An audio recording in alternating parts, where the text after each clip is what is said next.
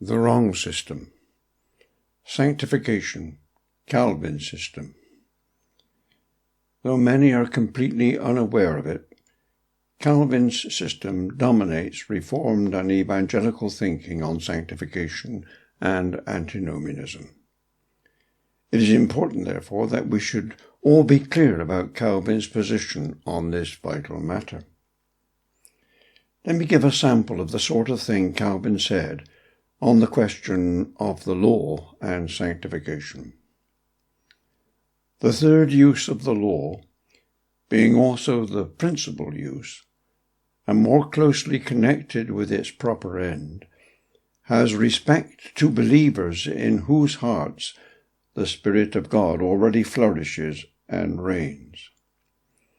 For although the law is written and engraved on their hearts by the finger of God, Calvin is begging the question here that the law that is written on the believer's heart is in fact the law of Moses. For although the law is written and engraved on their hearts by the finger of God, that is, although they are so influenced and actuated by the Spirit that they desire to obey God, there are two ways in which they still profit from the law. For it is the best instrument for enabling them daily to learn with greater truth and certainty what that will of the Lord is, which they aspire to follow, and to confirm them in this knowledge. Then, because we need not doctrine merely, but exhortation also, the servant of God will derive this further advantage from the law. By frequently meditating upon it, he will be excited to obedience and confirmed in it, and so drawn away from the slippery paths of sin. The law acts like a whip to the flesh, urging it on as men do to a lazy, sluggish ass. Even in the case of a spiritual man, inasmuch as he is still burdened with the weight of the flesh, the law is a constant stimulus, pricking him forward when he would indulge in sloth. It cannot be denied that the law contains a perfect pattern of righteousness, one perpetual and inflexible rule. The doctrine of the law remains that it may fit and prepare us for every good work. The general end contemplated by the whole law is that man may form his life on the model of the divine purity. The law connects man by holiness of life with his God. The law not only contains a rule of life as to outward duties, but it also rules their hearts before God and angels. The law is the everlasting rule of a good and holy life. By the word law we understand what peculiarly belonged to Moses, for the law contains the rule of life, and in it we find everywhere many remarkable sentences by which we are instructed as to faith and as to the fear of God. None of these were abolished by Christ. The law is given for the regulation of the life of men, so that it may be justly called the rule of living well and righteously. It can alone direct us to the mark. The law exacts much more of believers than they are able to offer. This is vital. Day by day the law exposes his ungodliness. The function of the law is to sustain the sense of need, bringing it home to us continually that all our righteousness is as filthy rags. It also exasperates and stirs up our depravity. The effect of the law upon our depraved hearts is akin to the effect of the sun on any putrid organism.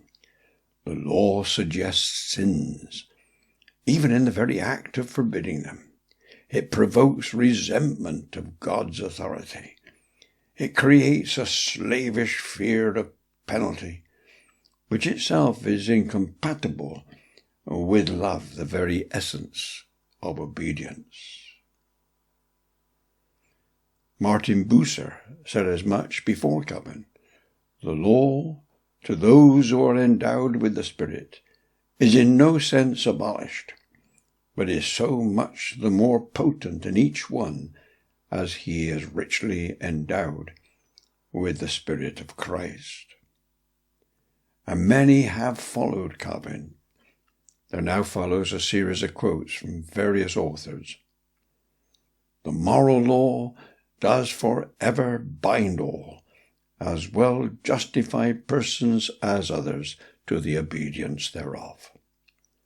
The law is of great use to believers as a rule of life, informing them of the will of God and their duty. It directs them and binds them accordingly. The Decalogue, or Ten Commandments, is called the moral law because it is the rule of life and manners. The Scripture is a banquet, and the moral law is the chief dish in it. It is an exact model and platform of religion. It is the standard of truth. Though the moral law is not a Christ to justify us, it is a rule to instruct us. The law of God is a hedge to keep us within the bounds of sobriety and piety. We say not that the believer is under the curse of the law, but the commands. The moral law remains as a perpetual rule to believers. Every Christian is bound to conform to it. Though a Christian is not under the condemning power of the law, yet he is under its commanding power. They who will not have the law to rule over them shall never have the gospel to save them.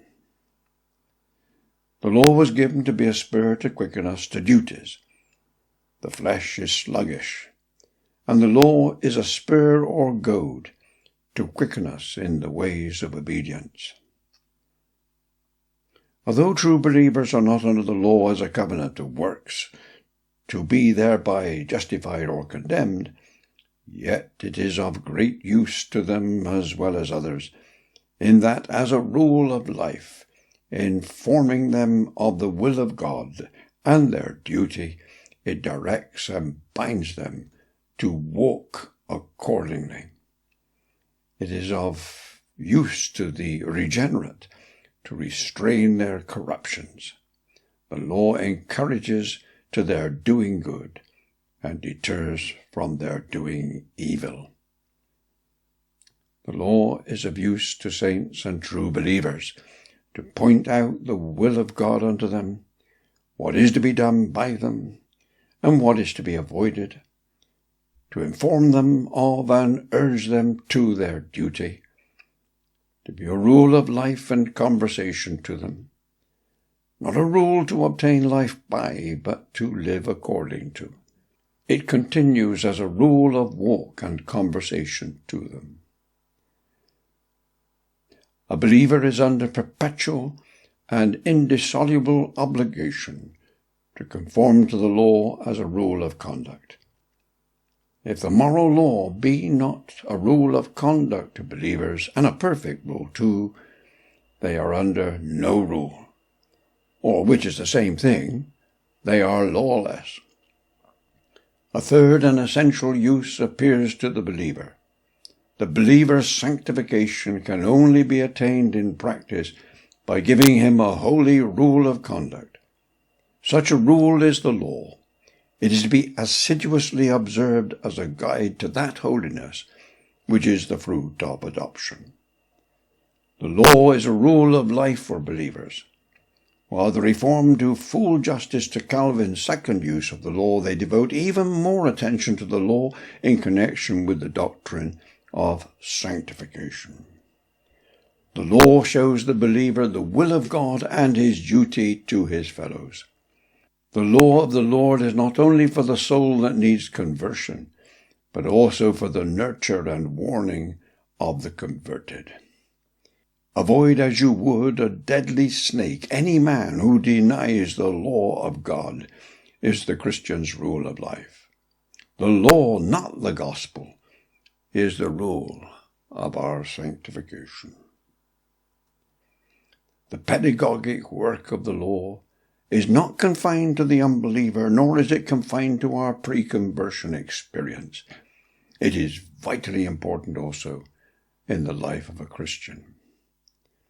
Believers have returned to the moral law for direction in sanctification. Nothing but the moral law can define for us what sanctified behavior is. As New Testament writers discuss the moral law, they frequently and naturally turn to the Ten Commandments. That requires to be proved. How is love to God and neighbour to express itself? To answer this, the apostles always return to the Ten Commandments. That takes some proving. How readily the New Testament binds the Ten Commandments upon Christian consciences. That too takes some proving. There it is. This, I submit, is a fair representation of the Reformed system on the law. That system which dominates much of the evangelical world. A grim system, to be sure, and an unbiblical system to boot. Before you accept the Reformed way of sanctification, may I suggest you ask for the Scriptures which establish the case? Take that last from Chanfrey. The apostles always return to the Ten Commandments. How readily the New Testament binds the Ten Commandments upon Christian consciences. May we be shown this from the apostles themselves?